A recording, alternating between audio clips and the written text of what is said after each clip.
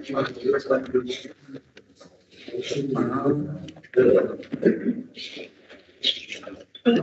got any papers.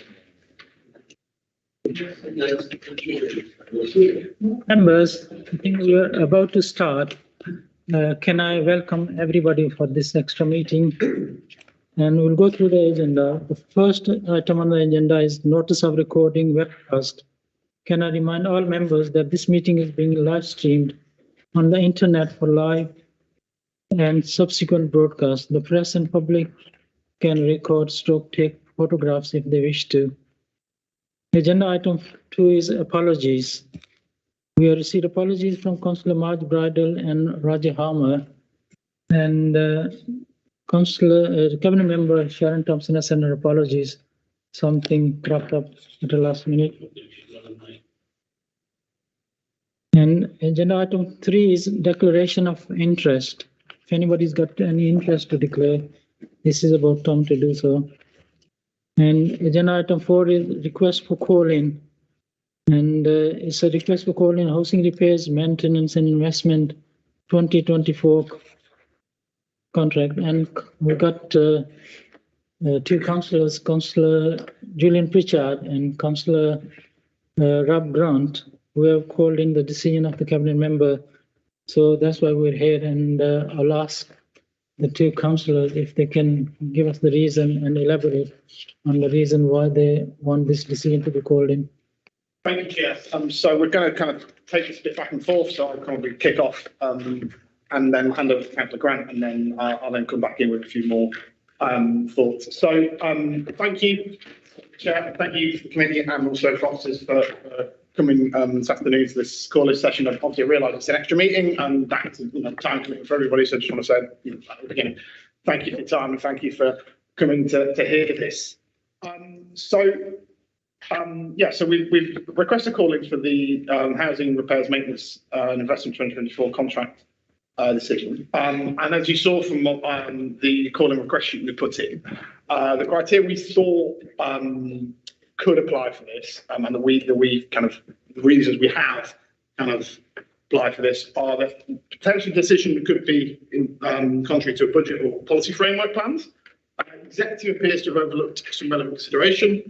Executive decision potentially gives rise to a significant legal, financial, governance priority issue, and the notification decisions are not appears being in accordance with the council procedures. So, as we kind of go through, I think we kind of probably hone down that the main criteria we think applies the best. But those are some of the things, the criteria we thought could apply to this when we looked at this report and this decision. We've got 2 or 3 reasons that we're going to go through and explain why we think that it could do being looked at again. And those are really firstly the kind of the division of the contract and how the report was proposing to kind of split the contract and procure in the way it was. The tenant engagement that was proposed or not really proposed in the report. And finally, and to be honest, that the final reason is probably the most crucial and without which we possibly wouldn't have bothered requesting call-in is around the award of the contract and how it would be awarded. And that is kind of, I suppose, really the thing that motivated this more than anything to kind of bring this to you today. So I'll hand over to Councillor Grant for a little bit, and then I'll come back in around tenant engagement and this, for me, the most crucial point is the award of the contract. Thank you, Chair. Before we go into any details about our reasons, we'd like to briefly take a few minutes to outline why we feel housing maintenance is so important to us. As councillors who represent wards with large proportion of council housing, it's about 1/3 of the properties in Councillor Pritchard's ward and at least half in my ward. So as the landlord for many of our residents on a local level, it's vital that the maintenance service is right. Council housing issues make up a high proportion of our casework. Some of that is housing options, but a lot of it's housing maintenance issues. Heating and hot water breaking and not being fixed in a timely manner. Or being fixed and constantly breaking again. Mould not being dealt with, leaks not being sorted, and the council and its contractors often saying sorry, but we just can't find where the source of the problem is coming from. And I know this will be issues across the city, and it isn't just in our wards, but as the city's biggest housing landlord, it's important to get this right. With regard to the division of the contract, the recommendation from the consultant, as I understand from the report and its appendices, was for the contract to be in 4 sections. And yet the report and procurement strategy seems to be suggesting there'll only be 2 contracts. Now, this has raised a couple of questions. Firstly, is giving out the maintenance contract to 2 companies a good idea? If one fails and the contract is given to the remaining contractor, that contractor would have the whole city. Splitting it into 2 makes for very large contracts, which, although you think there'll be economies of scale involved here, also risks maybe an impact on quality with so many properties to look after. Secondly, if the consultant report seems to advocate having more contracts and yet the council is going ahead with 2 contracts, it suggests what is the point in having this consultant exercise and their expertise? And if it didn't take on board the consultant's recommendations, then why is the council going to pay another large sum of money for more consultancy, to £500,000? Hand back over to. Yeah, so the second reason we think we kind of flagged up a bit when we looked through was the tenant and leaseholder engagement. We feel that the cabinet report didn't really go into a lot of detail about how tenants and leaseholders would be engaged in this process. Ultimately, this will affect tenants and leaseholders in terms of the quality of the contractor who's going to fix their house, fix their flat, fix their home. And there wasn't a lot in there about how they were going to engage in the process in that cabinet report. Now, I watched the cabinet meeting, and it was, in fairness, good to see the cabinet members' assurance that tenants and leaseholders would be involved in the shortlisting. But this isn't mentioned in the report, so there isn't a kind of set in stone. This is definitely going to happen because it's actually there in writing. So and further to that, and probably most importantly, is my challenge back on that is how will those residents be picked? So how will the residents be picked who are going to be part of that procurement shortlisting process? Is it only going to be those on the city's housing liaison boards and on the local housing liaison boards that would have the opportunity to take part in that kind of procurement shortlisting? Because obviously the HLBs are tenants who have the time to volunteer on an ongoing basis. And as amazing as those people are, and it's fantastic that those tenants do give their time and effort to, try and make their lives and other councillors' lives better, there may be other tenants who can't give that ongoing commitment, but could be involved in a one-off exercise like this. And that the way the council, that if it did open it out to beyond just those on the HLBs, it might get a more representative group of tenants. People who, as I said, maybe don't normally have or time poor and don't have necessarily the capacity to be involved ongoing, and you get maybe a bigger, more representative sample for that shortlisting exercise and that tenant engagement, that leaseholder engagement in the shortlisting of the contract. And then the other thing as well, which is not clear, is what's the balance between the tenants and council officers in terms of the shortlisting? Because if it's a massive majority of officers and the tenants are a small minority in the process, then that's not really giving them a strong voice. And again, there wasn't a lot of detail about that in the report. So we want more information about how that is going to be done, including having enough tenants in the process for a strong enough voice. And how are we going to, as council, going to engage and recruit tenants who are not already involved through the HLP process? Where else are they going to look for those people who might have valuable skills to contribute to that process, but aren't currently involved at the moment? But Chair, if I may, the kind of, as I said earlier, the main reason for bringing a call of expression calling in was the decision in the report to authorise officers to award the contract once it's gone through the procurement process. And this is, so kind of third and final reason, and as I said before, it is the kind of main one that kind of really kind of meant we decided to go for this request for calling. So if you read the report, recommendation 2.3 is that effectively the chief officers in this case, are authorised to award the contract once the procurement process is complete, and there is a successful or potential successful bidder. And this potentially is against, in my opinion, the spirit of the council's own frameworks around procurement. Technically, yes, the cabinet can delegate and authorise that contract award to officers, but it's a really large contract. It's 1.4 billion potentially over a lot of years.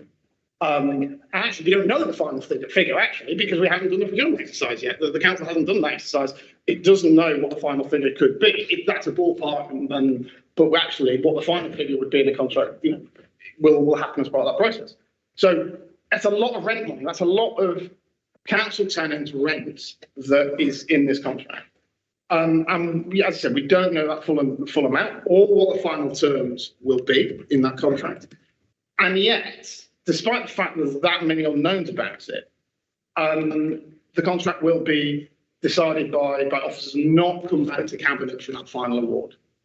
Now, I know in reality, Chair, that an award of the contract is a sign-off, and if cabinet didn't like or didn't want to award it to that contract when that award report would come back to cabinet, if it did, it couldn't then pick another contractor, and I understand that. But and it's a case of reject or approve. You either reject that procurement contractor at that point, or you approve it. But it's to a certain extent the principle of the matter that signing off a contract on that scale should be by elected councillors and not just officers. And the council's own procurement rules do say that anything over 10 million should be agreed by cabinet. And yeah, as I said, it can choose to delegate that. But something on this scale affects this many tenants, 60,000 council properties in the city, shouldn't just be kind of authorised by officers. And that's for a couple of reasons. And that's nothing against fantastic hard-working officers in the council who do a great job. But one is transparency about this. And the audit trail. So if it comes back to cabinet and it's approved, we know who's approved it, we know what the contract is, the parts that aren't commercially sensitive, and the parts that can be shared publicly, and that there is clear transparency there, and there's a clear audit trail there, and if it goes wrong, well, obviously we hope it doesn't, but if it went wrong and there was a problem with the contract further down the line, to put it crudely, Chair, there's somebody to blame. You can hold somebody to account for that. Much more easily than if you just have a decision made by officers. And that's that second point. It's about that accountability. We can hold that to account, and with the amount of officer turnover in this council, it's a lot harder to hold officers to account than it is a cabinet. And although some members of the cabinet may change, for most of the life of this contract, once it's signed, it will be the same administration, and therefore they can be held to account if there is a problem, if later we work out that something wasn't right. And when I asked the question in the recent procurement training, which I do recommend councillors go to, by the way, what is the best practice and advice on whether cabinet should delegate or not in these circumstances? They said it was very much a case-by-case basis. However, they did also say that given the nature and profile of some contracts, you may want to have those decisions being taken by cabinet. And what I would say to this committee is that cabinet member, if she was here, and officer chair, is that if the council outsourced, let's say, bin collection, you can bet your bottom dollar that contract award would have come back to cabinet. And indeed, the contract for waste disposal, so the incinerator contract, is going to come back to cabinet. At least that's my understanding at the present time, in terms of that's currently in the procurement process, and that will come back to cabinet for that award decision. I'd kind of say that are our council tenants not worthy of the same attention, transparency, and scrutiny that we would give a waste collection service or a roads contract, in terms of that award and the scrutiny and transparency of the award of that contract coming back for cabinet for that award decision, considering the scale of it and how much money we're talking about here. So in summary, Chair, you'd like to request that the committee calls in this decision, and that is because of the way that the contract is being split, as Councillor Grant outlined earlier, and that's kind of contrary to its own consultant's advice, and yet it's going to pay for more consultancy. To get a bit more clarity around the representation of tenants, but as I've said, Chair, most importantly, because the contract award should have political accountability, and in the same way the council would, for most of the high-profile contracts, make the final award of cabinet. I think the least our tenants deserve is the same for this housing maintenance contract. Thank you, Chair. Thank you, Councillor Pritchard. Can I ask members if they got any questions to ask the two councillors? So safer. Yeah. Nobody wants to ask any question to the two councillors? Yeah, can I open up to the officers? First of all, can you introduce yourself to the committee and then take it from there? Thank you, Chair. Paul Langford, Acting Strategic Director for City Housing. Good afternoon, everyone. I'll start, and then if it's okay, I'll then defer to the service experts and also our procurement experts. I mean, the first thing I'd want to say is to agree with the report. One of the biggest, if not the biggest, repairs and maintenance. So you can see. And obviously hugely important for residents. So I'm too much. Right. So happy to deal with that. Obviously, answer any challenges. With regard to the independent advice that council sought, obviously it's normal, perfectly normal for a council to seek that external view in circumstances like this. My understanding is that and I'm quite new to the council. I've been around 3 or 4 months, but I've looked at the history of this. Is that 21 recommendations were made by ARC, which was the independent consultant.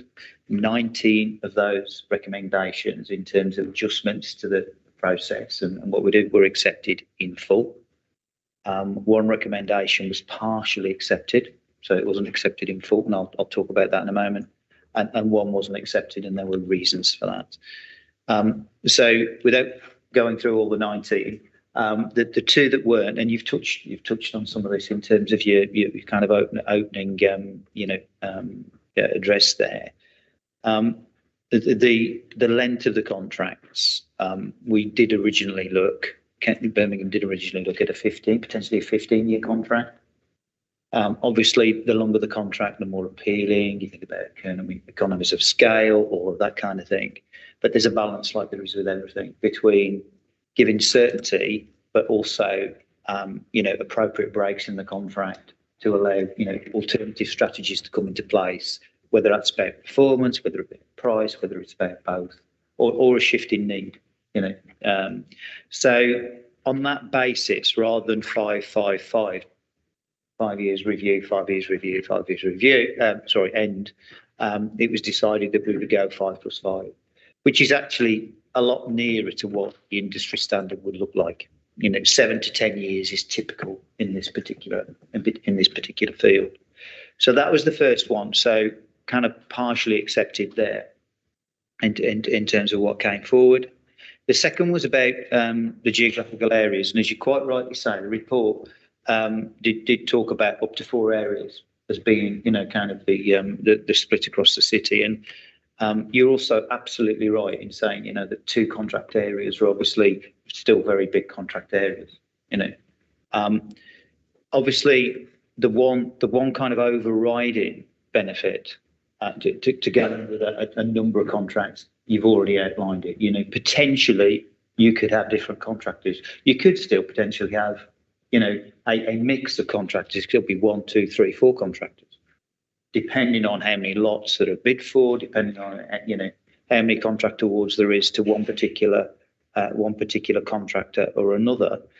Obviously, managing contracts at that level does actually incur lots more expenditure in terms of kind of the client side of things, the management side of things, and it prevents the need for scale. So it's another one of those again where it's trying to strike the balance between economies of scale, simplifying the client arrangements, but also kind of insulating yourself from risk. And I mean, reserve contractors are something that I know that some local authorities look at as part of the procurement process to ensure that there's backup plans in place throughout the contract term. So, in terms of the opening gambit from you, those are the things that I wanted to touch on. I mean, certainly in terms of the decision coming back to Cabinet, I mean, obviously I have procurement colleagues with me today, and they may, colleagues might want to comment on that.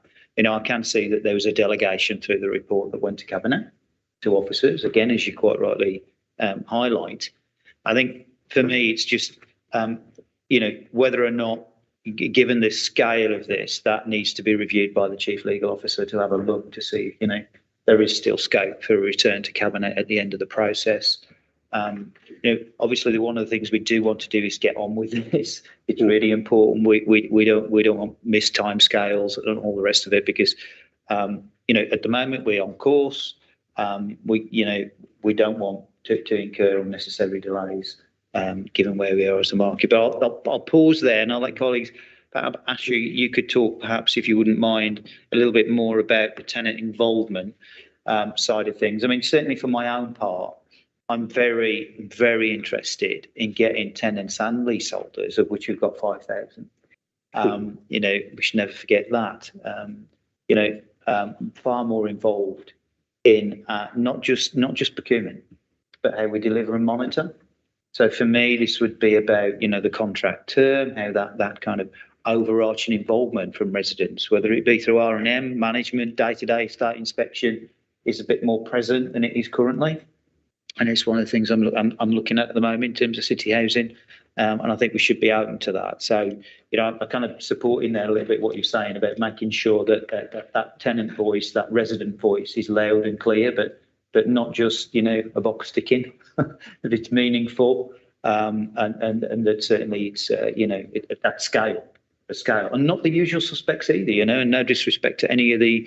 Obviously, the existing, tenants that have been long-standing and very involved in what the council's done, CHLB and the rest. I've been to a few of their meetings already, but it's good to get new people involved and get different faces and other people involved in processes too. So I'll pause there and hand over to Asha. Okay, thanks very much. Good afternoon, everyone. Good to meet you. Thank you, Chair. My name's Asha Patel. I'm the interim head of repairs and maintenance. Been here about 3.5 months, so getting to grips with colleagues and getting to know a lot of people. I've got a fairly healthy background in repairs and maintenance. I was previously here between 2004 and 2011, managing the client function on all of the repairs processes and the procurement, as well as actually working for 2 of the contractors that were actually procured to deliver the service. So hopefully I can offer you some assurances that we have looked very robustly at a lot of this criteria and challenged ourselves internally, as well as our consultants ARC, to make sure that we are absolutely looking at the best for our customers. If I can just add to what Paul said very briefly in terms of the geographical areas, which obviously Councillor Grant and Pritchard you focused on. So we did identify that up to 4 contract areas would be, a potential option, and that's what the market was suggesting. However, we do know from significant experience that the competition from smaller companies, whilst that is positive in terms of smaller companies, the local pound and social value, the bigger companies were the ones that were actually best placed to deliver the council's aspirations with regards to that social value. And I've been working with Sharia in particular, and I really do need to emphasise this. The council's desire for the commitments to be delivered on local employment, skills, jobs and the future is usually best placed with some of the larger companies. We also noticed that in the last 6 to 10 years, historically, I've had 3 to 4 contracts, and that has also not guaranteed performance. What we have found significantly, and I know this may not sound the same currently because of some particular problems in the south, but actually the performance with our last 2 contractors since we've ended the contract with Waits and performed more with Equans, we have found that has definitely improved service delivery. We recognise there are some issues in the south. They are exceptional and significant, and they're individual to particular matters that have been going on within Fortum themselves. So the one thing I absolutely would like to emphasise is that our tier 1 contractors have the expertise and the capacity to deliver this over a wider scale. And the other thing is, because it's been agreed that we're going to develop capital as well as repairs, when you have one larger contractor being able to have that oversight of all of the services that are being delivered within the customer's area, it inevitably does lead to service improvement. That was just a couple of the points that we had discussed. There is a lot more detail behind the scenes. I'm more than happy to talk about that in detail, should you wish, Chair, with more time. Talking about resident involvement, so Dean will hopefully help me with this as well. The first things we have absolutely done is that this is part of the first stage of the Section 20 consultation with leaseholders. So we've taken the responses that we got. We had over 26 individual observations from our leaseholders. I have personally written those observations into the contract documentation so that we are challenging any tenderers to say, this is what our leaseholders are saying, this is what they're experiencing. We want you to emphasise what you're going to do to make sure they get a better service. So that's the first thing we've absolutely done. The second thing we've done is we've worked with our customer strategy colleagues, and we know we've got a digital strategy, a customer strategy, and the revised customer experience desire that we wish to adopt for customers throughout the council. We've built that into the tender documents. So in the volumes that we've put out, we've now built what's called the IT and customer service volume. And in there are all of our journey and aspirations, the single point of contact, keeping customers informed. You particularly talked about service failure and repeat calls and, customers not being kept informed. So we're absolutely saying that as part of the contract, we need you to deliver a service where through digital expertise and through customer service experience, you can enhance that outcome for the customer. We do know fundamentally that from a technical perspective and technology investment, I am biased, I will say that. From a technology investment, some of our bigger contractors, the medium and larger contractors, have the capability to invest in those digital app-based technological systems that provide a far better and more tangible customer experience. That doesn't divert away from the need to have a different service for our more vulnerable customers and those, who may not be akin to technology, etc. So that's what I wanted to say about the old customer service outcome. And we're currently working on continuing to work with colleagues in housing management, securing the requirement to say who's going to work with us. So initially, we literally had a meeting last week which identified the questions that we absolutely need our customers to be involved in. The numbers that we're talking about, and that's mainly about capacity and conscious of customers' time and commitment as well. So we are literally just on the start of working through how we get customers involved in detail, which parts of the questions, if not all of them, what aspects we need them to be advising us, and more importantly, how we harness their expertise and their opinion in our overall evaluation. So that is a work in progress at the moment. I'll be happy to take that away, Chair, and come back with a written response maybe to the Cabinet or to yourselves, councillors, if you so wish, in a few weeks when we've crystallised our approach a little more. We do have the further formal parts of the Section 20 leaseholder consultation, which we have to do, and we will continue to do that with our leaseholder colleagues through the course of this process. I've spoken a lot. I'm going to be quiet there for a minute. Okay. Thank you. Thank you, Chair. Good afternoon, everybody. Dean Billingham, Subcategory Manager for Procurement. Fully respect your comments about it coming back to Cabinet, and I think Rob's right. We need to take that away and speak with legal colleagues and confirm that for you. In 2.2 of the Cabinet report, we have stated that we'll continue to liaise with Councillor Thompson and Councillor Mosquito throughout the whole process, including the procurement strategy. We are working with our consultancy very closely on a competitive process with negotiation procedure. That allows us to feed in comments and feedback from council members as part of that process. So the one thing I wanted to reiterate is that it's not a done deal. It is work in progress, and we are drafting that documentation as we move forward. Questions, members? Yes, Councillor Wood. Quite a few, I'm afraid, Chair.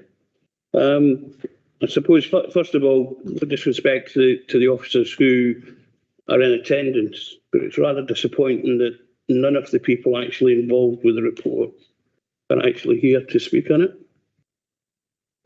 So that's the first point I would make. It is very clear in the recommendation and the report that the recommendation from ARC is for 4 lots. There's no doubt about that. It's plain as day. They clearly consulted, they actually say they've consulted with contractors and their staff, and they still come back and say 4. So I'm a bit concerned that we appear to be willing to overwrite very expensive consultants, and God knows we spend enough on consultants in this council. Throughout the report, one of the things I would like some clarity on, there's a lot of mention about tier 1 and tier 2 suppliers, but there's nothing in there that says who they are, or what size they need to be a tier 1, how big they need to be tier 2. There's a list at the end of the report saying the contractors that actually responded. So even looking at those lists, could you tell me which one of them actually counts as being tier 1 and tier 2? Because again, the report makes it very clear that tier 1 is very, very risky. Not only that, but it's also very limited in the number of contractors that might actually be able to tender. That to me doesn't exactly seem to be opening the doors very much, and it's certainly not opening the doors to the smaller contractors who might be employing local labour or even more. Again, my concern with the idea of going down the route of 2, it is not uncommon for contractors to hit financial difficulties. A few years back, there might be quite a few. Remember, Sandwell put all this stuff in the hands of one contractor, and they went bump, and it left them in a hole. Yeah. Where's the guarantees of the we need to spread the risk? That's my opinion. The other one, with regards to the term of contract, saying 5 + 5, I haven't got a problem with the 10 years, but where's the incentive to perform in the second 5? None. So they get to the end of the first 5, they get awarded the second 5, and they can do what they want.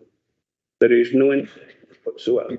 That second 5, in my opinion, needs to be broken down, and that's through my own experience of being a supplier to this city. You mentioned the performance improving since we moved everything, since Equins took over the other 2. Yes, yeah, this committee sees figures on that every time we come. There is no doubt about that they have performed better than the contractor that went out. However, the performance in the north, where they had the contract in the first place, has actually slightly come down in certain areas. So is that because they're taking on too much?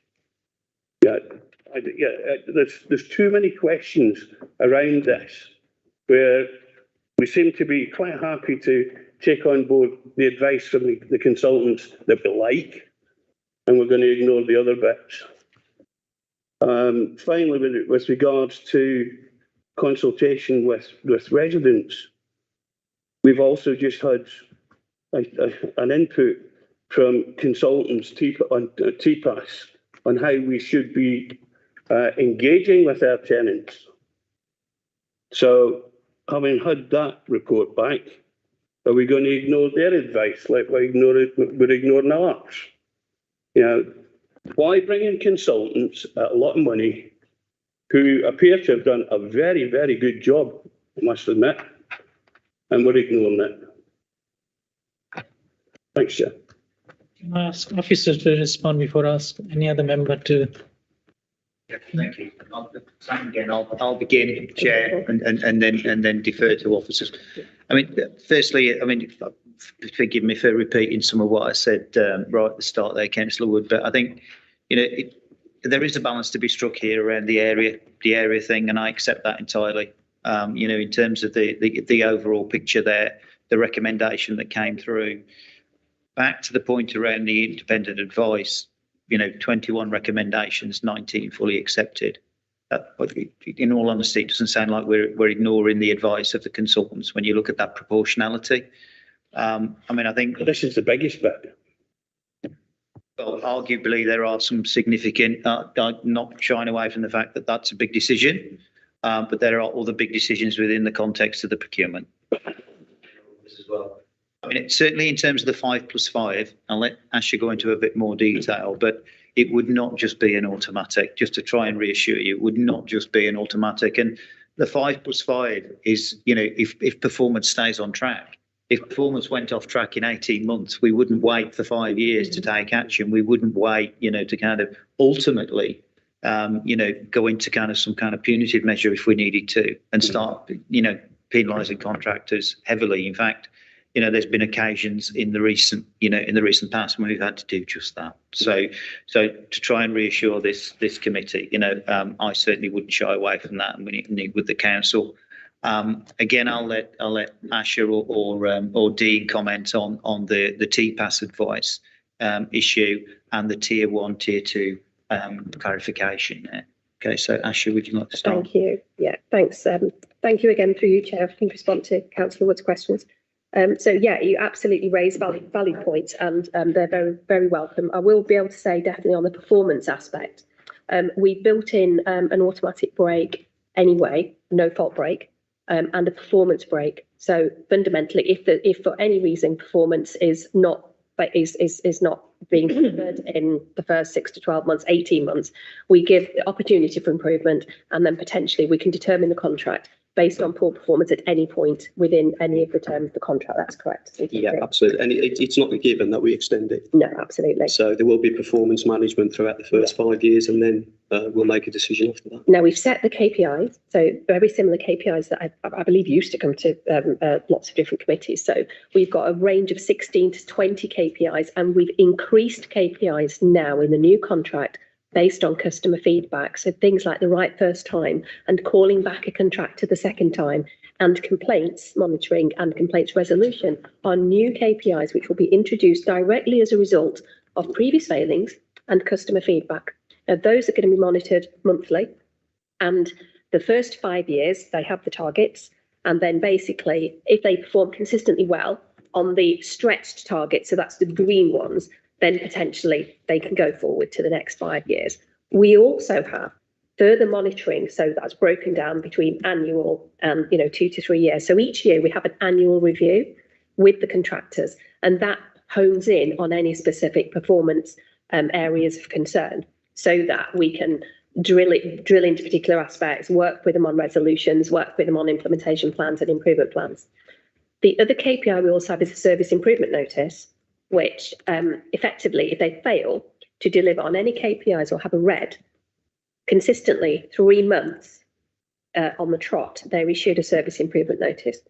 Any issue of a service improvement notice hits their bottom line in terms of the achievement of any performance-related profit. So there are, not say punitive damages, but there are incentives for them to consistently perform. Because the last time we did this, we analysed, well, what if a contractor, what we call plays with the KPI? So, does one good KPI and one bad one? This is designed to incentivise consistent performance across every single measure that is designed to enhance the customer experience. So, and there's a whole host of detail, which again, I'm not going to go into here, but each measure is analysed, calculated, set targets with clear definitions. With regards to the TPAS engagement, yeah, absolutely. We will be taking that into account. That is something that I've got to take away and work with my colleagues in housing management. And again, as I said, be happy to issue back a written report or a paper to DMT on how we will take account of that advice. The other thing we do have to say is we're already doing a piece of work on the regulatory aspect that's going to come in next year from April.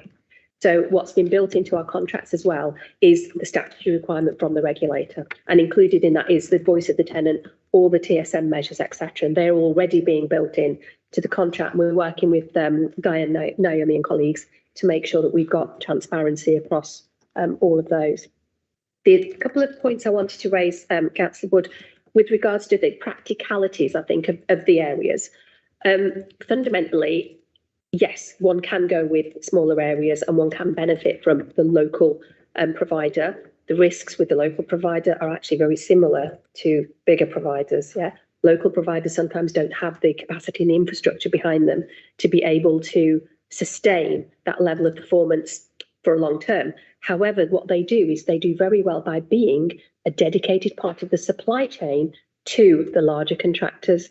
One of the things we've built in for the supply chain questionnaire is the part of the social value.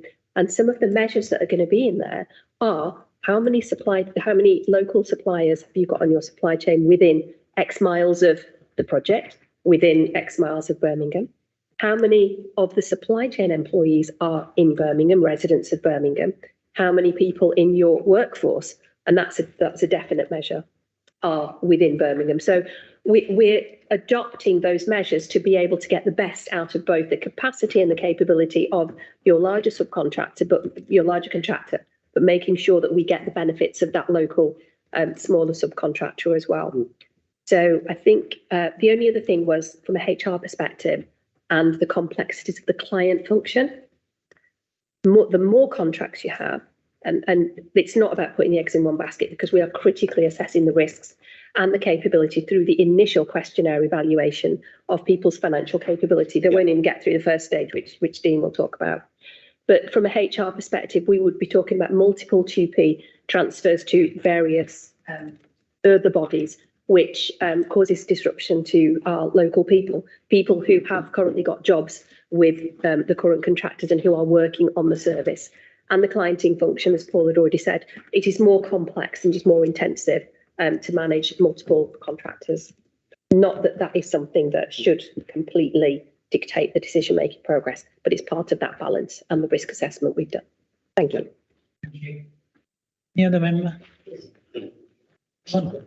Councillor, I'd like to come back later on. Councillor, I just kind of wanted to follow up, I suppose, on Councillor Wood's question around the 4 lots. Sorry, Paul. At the moment, we've got 2 contractors in the city. We've seen how weights have been replaced. We've seen how Fortum at the moment aren't performing. And I've seen that not only as a ward councillor, but obviously we had reports come to this committee just a few weeks ago in terms of the void turnarounds, the timings around that. You know, we've got an ageing council stock. We've already got higher than average number of repairs compared to national average. So it's only going to get worse with an ageing housing stock. So does it not make more sense to have more lots on that contract to give that sort of surety? Because obviously we've seen having 3, we've been able to go down to 2, but we've had that wiggle room, if that makes sense. So yeah, I suppose that's my question. Would it not make more sense to do that? I mean, just to kind of, so I'm not repeating myself over.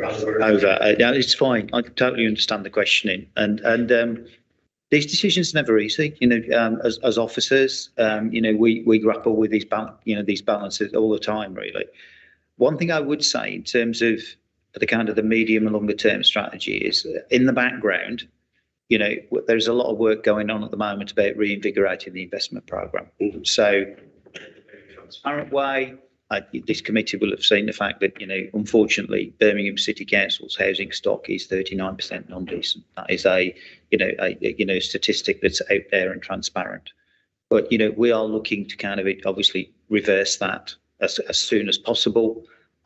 There's a HRA, Housing Revenue Account investment plan that's in progress at the moment, but is very close to being concluded. That demonstrates, if you like, what we can afford to do, both in terms of compliance and our safety work, our decency work, in terms of general upkeep and asset management of the properties, and also some of those aspirations around making our homes more fuel efficient and more energy efficient. So that plan is not something, you know, in the far and distant future. That is something that we are beginning to deliver in terms of this year's £80 million plus capital work. So not the revenue repair side, investment in terms of major repairs.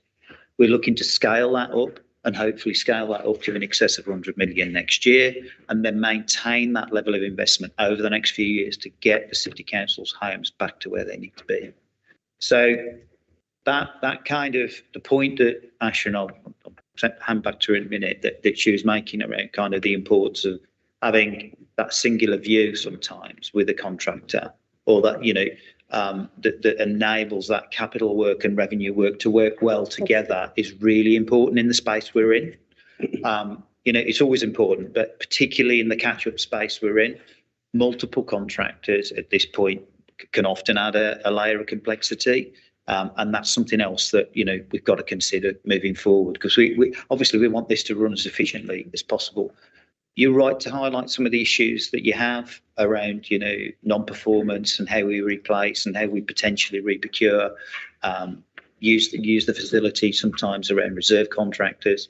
I do think, obviously going for the larger contractor, although on the face of it, that looks like we're ruling out the small contractor and, you know, and the sole trader. It often obviously doesn't mean that in terms of the individuals that are doing the work. Lots of our contractors subcontract either to smaller organisations or to individuals. So it wouldn't rule out that. We'd expect, obviously, from our procurement, just exactly the same rules, expectations around those subcontractors we would around the main contractor. That goes without saying, but it doesn't negate that. Ashley, do you want to add to that? Yeah, thanks. I think, Councillor Rainbow, you make a very, very important point of the fact that surely it's going to get worse before it gets better. And what Paul's articulated brilliantly is exactly that. The vision, from my perspective, is that because there are so many repairs being done higher than the national average at 4.4, what we want is the contractor to have that holistic viewpoint of investment in the property, so that actually they are incentivised to reduce the number of repairs that they're actually carrying out. And it is that one stop, do it once. And the analogy I often make is, can you please do it like it was your grandmother's house or your mother's house? Right? Treat it like it was your own, and do not just do a quick job and walk away. And that's something that I'm extremely passionate about, and we'll totally be monitoring and emphasising all the way through the life of this. But because we've got so many different things that we need to do with our stock, we've got the energy efficiency, we've got the potential route to zero work, we've got the fire safety, and we've got the normal refurbishment work. The capacity and the capability of the larger ones lends itself for them to be able to do that work and thereby give themselves that competitive edge and not have to go out to do responsive repairs all the time, because they fix it better at the beginning and have it for the longevity of the life of that property. Thank you. So, Goodwin? Yeah, just a couple of questions again. And I guess some of this is practical. So you've got 21 recommendations and you've kind of accepted 19 point whatever there. And that's quite interesting that actually you just take the full recommendation on board. But I guess in kind of, and this has sort of been discussed already, that just having two contracts, there's going to be some robustness behind that to make sure that actually these people are financially viable. As my colleague Councillor said, there was an instance example a few years ago where, you know, they're all eggs were put in one basket and that then went badly wrong. So there's some robustness in the process, but also about making sure the track record of these people are going to be such that we know that actually if somebody's board is broken down on Monday morning, in the service timescales, that actually somebody's going to get that boiler fixed and repaired on time, on schedule, and actually it doesn't break down again. And them things are really important. But also, and you touched on this, I think, and this is really important, that we're going to ensure that whoever these people are, two things. A, our local economy and all of this is service, that we're going to ensure that and I would like to see this as a kind of KPI somewhere, that actually local business is actually engaged and used where possible. Sometimes local people understand local customers, and actually that's a really, really important thing. So I would want in all of this, and I know it's about detail, but we ensure that our local economy is serviced and money that is spent from council tax actually is put into our communities. Really, really important. And there was another point which I completely forgot, which was along the same lines about actually penalties but not delivery as well. And actually it's not just a kind of, you know, we want to make a project and there are some financial penalties as well. Are they getting financial penalties built in for non-delivery as well? So we're not just like paying somebody and they're not delivering, we're actually making sure that if they don't deliver, we're actually not paying them as well. I don't know. I mean, that is very detailed, but I just wanted to flag that up actually. That if we issue a £1 billion contract, actually, we're not sending £1 billion over. Sorry, Chair. So give it a little bit more context in terms of scale and some of the shit that before. You know, you get all the right questions on our challenge today. Again, I'm not sure with the detail of this, but yeah, if you look at the two contractors across the city, there have been some issues in the sector, absolutely right, particularly in terms of some of the voice turnaround times and things like that. You know, they're not with it, but improvement. Right. You want to be really transparent about that, as always. If you look at the overall numbers, you know, we're in the 99 point somethings and the 98 point somethings. But actually, if I look at my inbox every day, it doesn't feel like that sometimes. Because actually, if there's 1% of 250,000 repairs, and that is a lot of repairs, but that is how many we do a year, there or thereabouts, a few more than that by the looks of it this year, Yeah. Then just 1% of that is 2,500, my maths, 50 a week.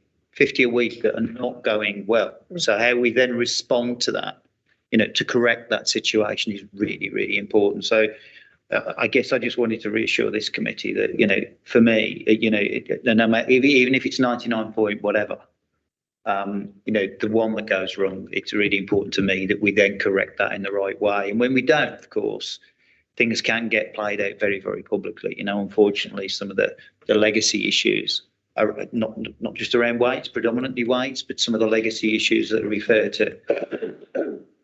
Well, 15, 16, 17, and they're just beginning to play out In some of the ombudsman case reviews, and you know, it's not me excusing the fact and saying that's not where we are now, but they are very old legacy cases. It's important that we learn from them, and we have learned from them, and it's important that obviously we ensure that doesn't happen again and it's not repeated. Asha.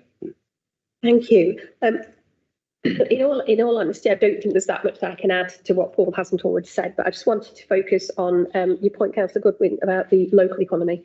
And as I was saying before, so the whole City Council has a commitment for social value, a social value strategy, and we've totally taken that on board in terms of the local economy and how we're going to want to measure that and ensure that effectively the throughput from our potential main contractors will go through to the local areas, and there will be formal KPIs, as I've already said. In fact, I'm defining them with procurement colleagues at the moment. It's going to be 6 of them. Can't really say that much more because we're on camera. So there'll be 6 of them that cover employment, skills, numbers, geography, and value.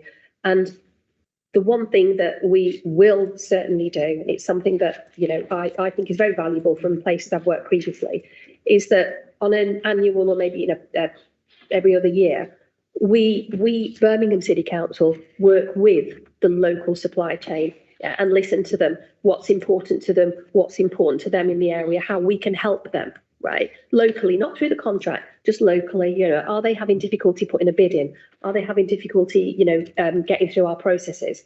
Well, if they are, that's, you know, fine, come to us and we'll help you through that. And I know that does provide rewards massively in terms of the commitment where smaller companies want to work with the big ones because it's less risk for them. So we're absolutely totally committed to that. And we've talked about voids, as Paul said. We know there are some significant issues on the south voids.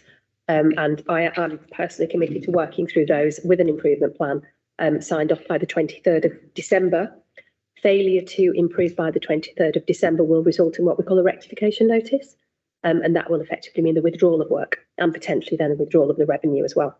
And all of our commercial models include penalties for lack of delivery. So any KPIs that fail in the red or through lack of delivery, there is financial penalty on those. Thanks, Asha. I just wanted to pick up on Councillor Goodwin and Councillor Wood's question around economic financial standing. We're working with our financial colleagues on a robust financial model that will be introduced at stage 1 of the procurement process. So all of the contractors will have to pass that particular stage of the process before they proceed to tender stage. So we've got that baseball mitten, if you like, to say, stop. You haven't got the financial standing that we're looking for. You can't pass go and get to the tender stage. So that's the sort of thing that we put in place. Thank you. Councillor Wood. Yeah, so I can just come back to a few things there.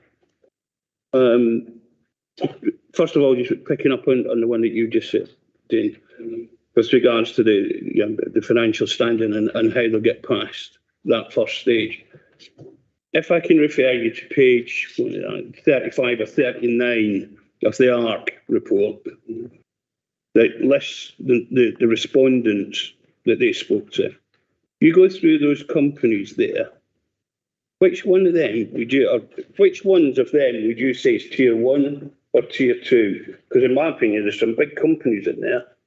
But I go back to my original question, which wasn't answered, is what are we calling tier 1 and tier 2? Now, Dean, you just highlighted that a lot of it's going to be based on financial standing.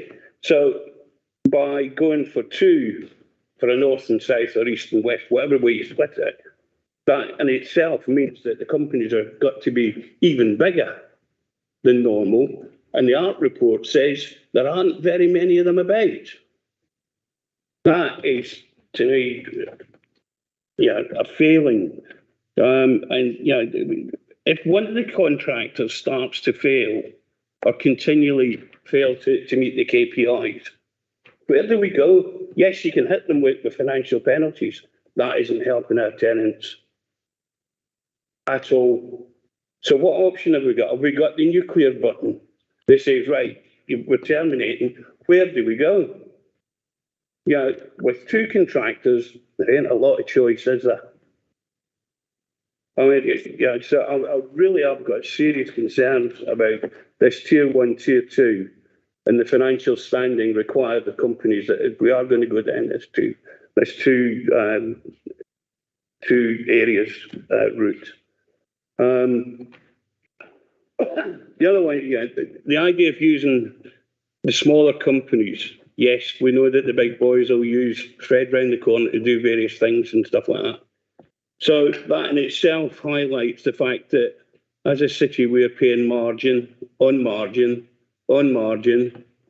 If we're not paying margin on margin on margin, then it means that Fred Smith round the corner, who's doing the job, is doing it for practically nothing.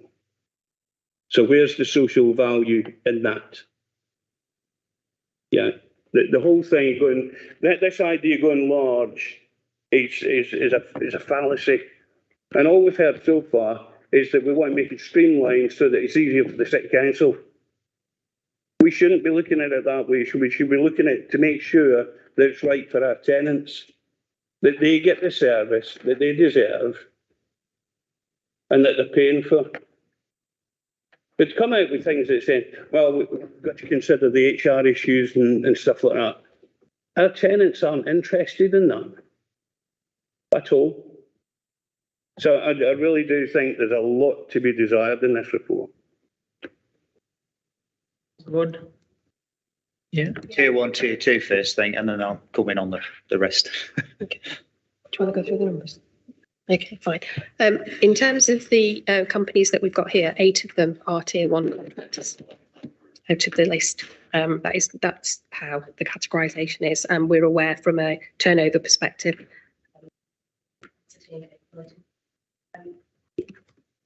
And I completely take your point, Councillor Wood. I think I would like to reiterate, as well as talking about the service delivery internally, have mentioned the wider capability of the contractors. When Councillor Rainbow made the point that with contractors who can do the capital investment as well as all of the other initiatives and investments that we want to deliver, those are the ones that provide the better outcome for the customers.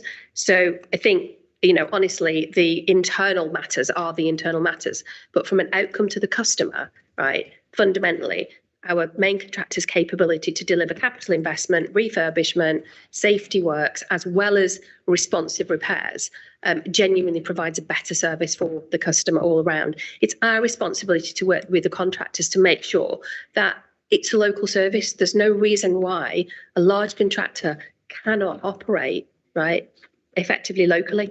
They can organise their workforce in local areas. They can organise local champions. They can get to know the local communities that they're in. There's lots of operational ways that we can make sure that they are touching the lives and the communities of those customers that, you know, that they serve. And that is hugely important and will not be diluted in part of this service delivery.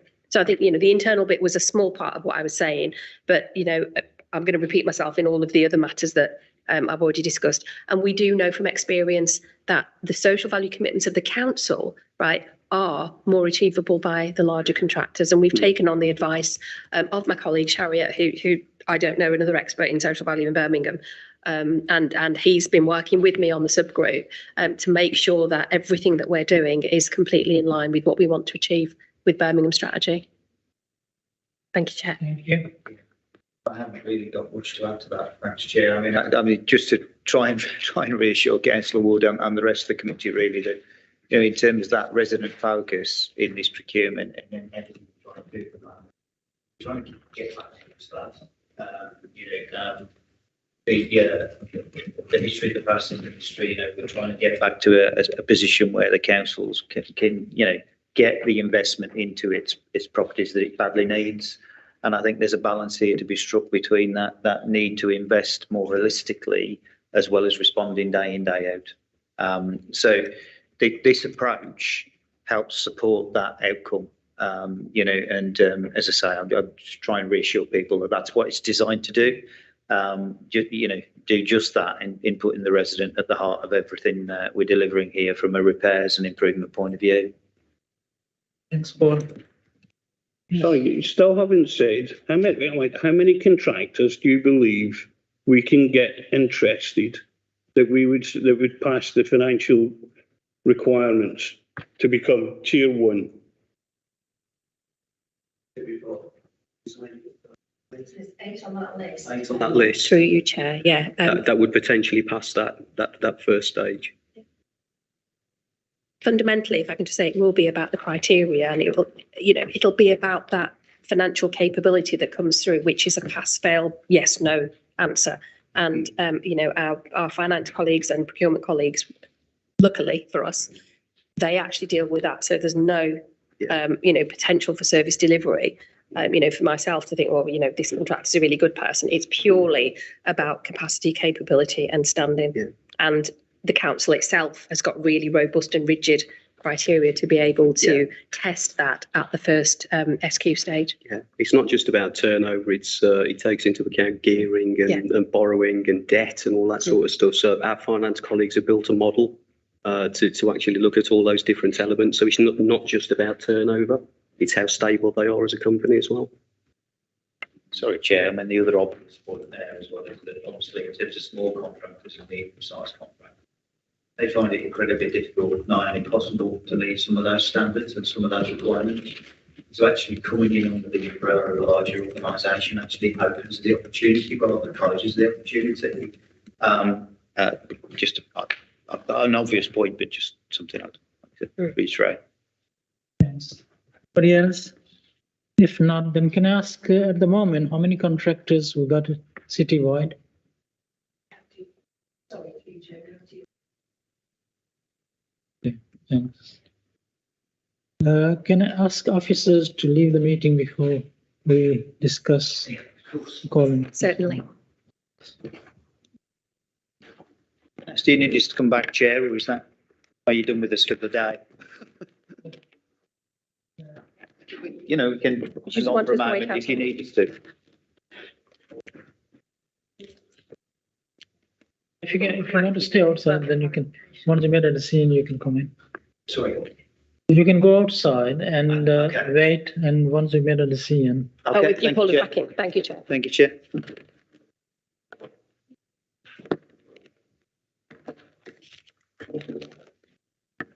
Sorry, is this an excluded part of the meeting? Sorry. No, okay, just wanted to clarify.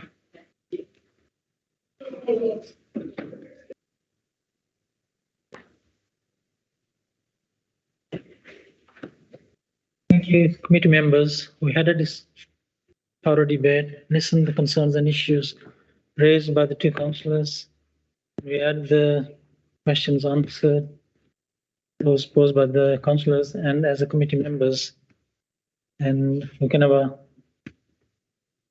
brief discussion, or to listen to the two councillors and the officers. And I can understand as a chair, there are pros and cons of having a lot of contractors, smaller contractors against bigger contractors, than having a 5-year contract or a 10-year contract. And we are a big city. We've got over nearly 60,000 staff, huge challenges, and we've got only 16 months left of the existing contract. It sounds like a lot of time, but it's open to committee members. Sorry, Chair, colleagues, do you want to? We've been down this route so many times before where we get rushed into decisions because the timetable's running out. This is a big contract. And the idea of splitting into 4, we're not talking about awarding it to Fred Smith round the corner. We're still talking about looking at opening it up to large companies to come in and at least give some sort of competition.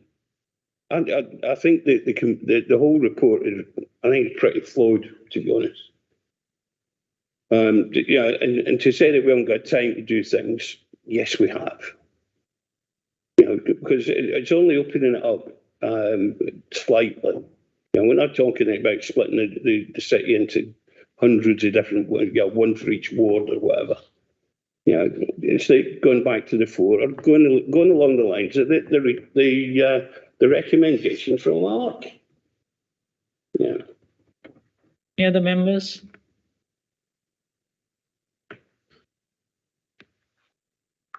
I suppose one of my questions, which maybe should be directed to officers, is if we do get sort of go back and try and open it up to more blocks, how many more contractors would we have widely actually bidding for it? Would it give us that sort of extra? Well, it might be the same age. Yeah. But it might, you could get 4 contractors effectively all competing with each other for the best service. Where's the incentive? And as I said to the officer, if you get halfway down the line and one of the 2 is starting to fail, where do we go? Waite started to fail, and we could fall back on Equins. That was quite convenient, if I'm honest. But with only 2, you've got very, very little wiggle room. And I don't think it would be any financially worse off by going to the 4. Anybody else? I can see the kind of the logic by splitting the city into 2. But I think there is a bit of a cost-benefit analysis about what the difference between 2 contracts to 4 contracts is, and actually how much more work is that. Broadly, some of the things that we've discussed, I think, are about the detail and the operational issues that will need to go from A to B to get the contract awarded. Well, I suppose the fundamental question is it a deal breaker that we have 2 contracts or 4 contracts? Because there is a point of exposure, I can see this that, if something happens like dip weights, what happens then? I mean, if there's cost-benefit analysis that says it's far more expensive at 4 contracts than 2, I think, there's 2 contracts in this. But, we've got to do what's right as well. Yes, I think we've got 2 options.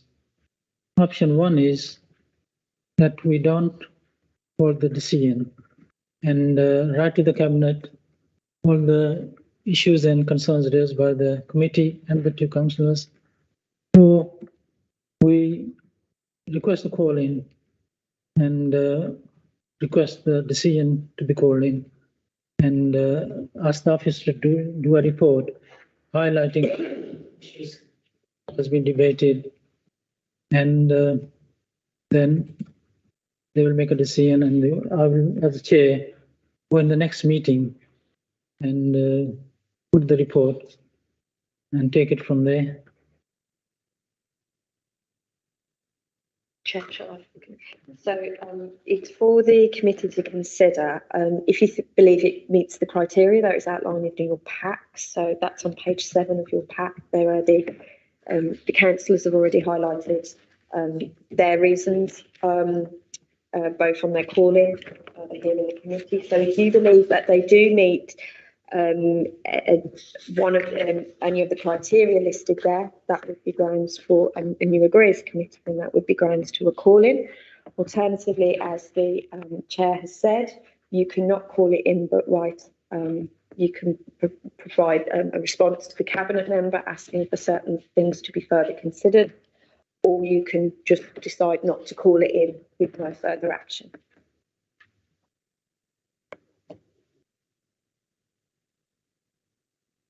Thanks, Amelia. Well, personally, I think that certainly under number 5, there is grounds to call it in, concerns over the recommendations in the report versus the options that have been suggested.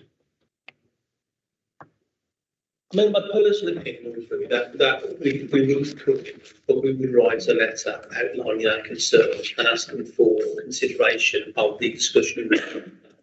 Because I think there's some very valid points we've discussed, but also that I'm not actually sure I completely agree with it being called in, but I do think we need a kind of letter that goes that we haven't called it in, but we do have some concerns about some of the things that we've discussed today.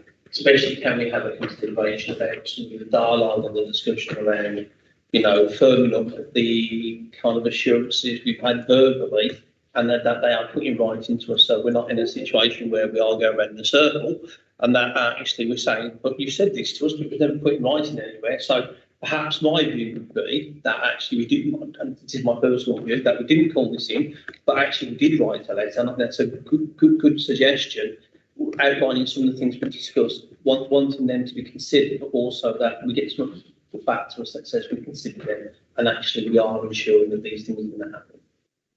Thanks, Councillor Goodwin. Yeah. If you were to write the letter, what are the actual implications of that in terms of responding to the letter and actually taking away any actions from that for the report itself? So it would be in. It would be at the obviously the letter would be sent to the cabinet member. The cabinet member can consider those points, and there may or may be changes moving forward. That's really what. Thank you. So, can we have a vote on what Councillor Goodwin has suggested? So the vote is in favour of calling in. Those who don't, and anyone who wishes to show to the chair.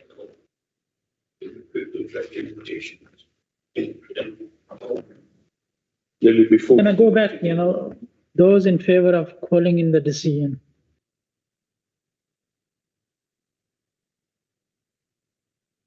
Those in favour of not calling on the decision with the supervisor writing a letter to the cabinet member? I'll go for that as well.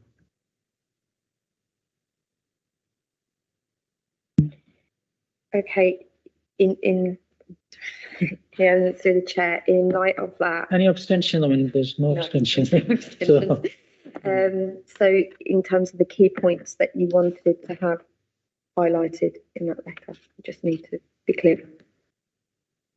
We made the notes. I mean, you know, we listened to the concerns from the two councillors and as a committee.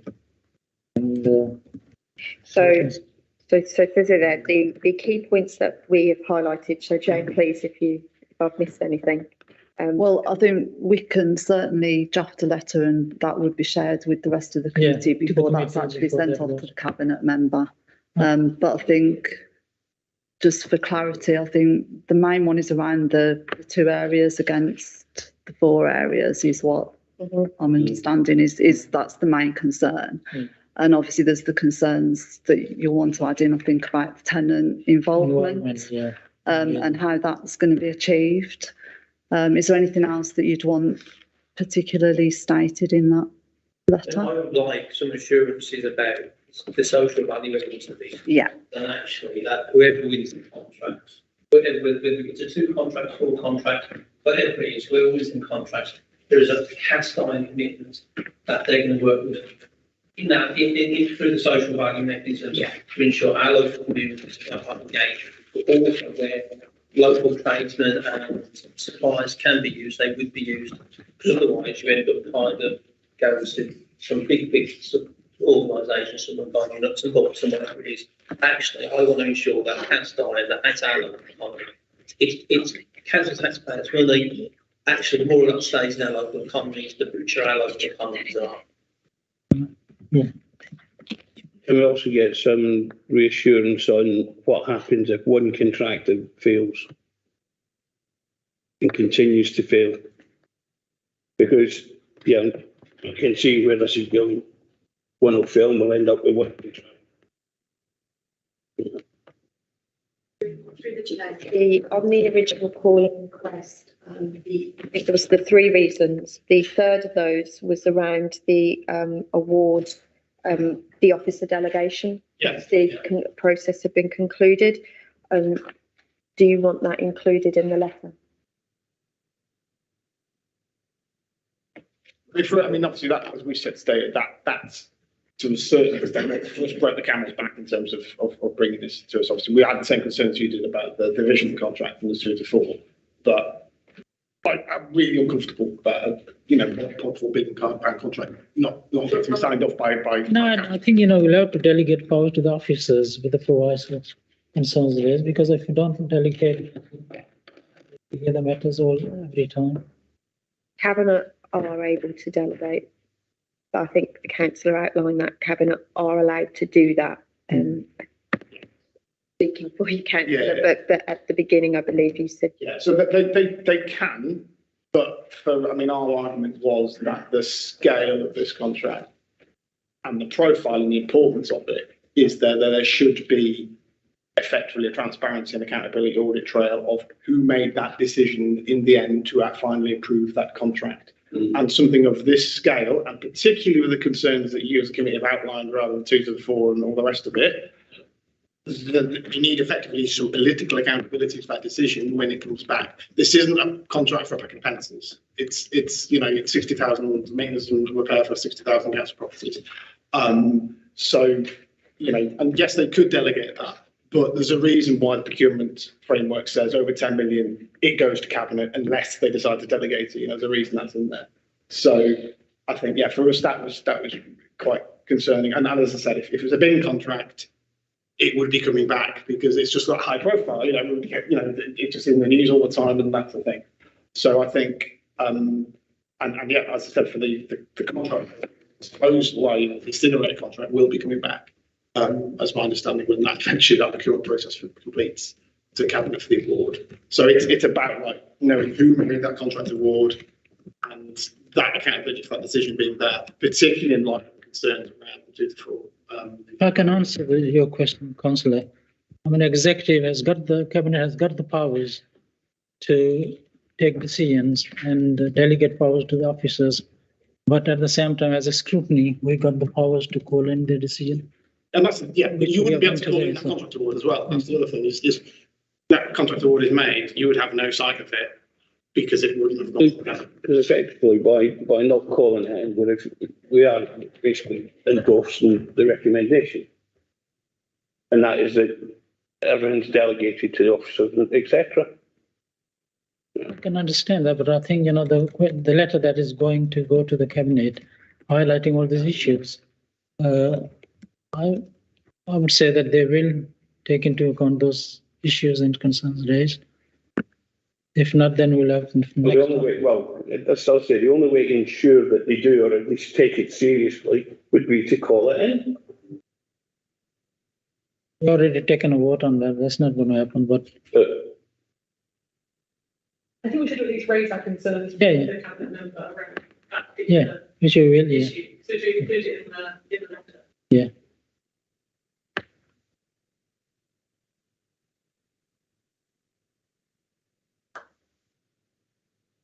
Thanks. Do we need to call the? No, we don't need to call them back in. So in that case, the agenda. We'll go and tell them. The agenda item for this item is finished, and we have to move. Agenda item 5 is date and time of the next meeting, which is 15th of December at 2 p.m. And agenda item 6 is a request for call-in, councillor call for action Or any petitions received? Don't think we haven't received any petitions. Agenda item 7 is other urgent business. No. And agenda item 8 is authority to chair an officer in between the meetings. Is that agreed? Thanks very much. Thank you. Thanks. Right, for the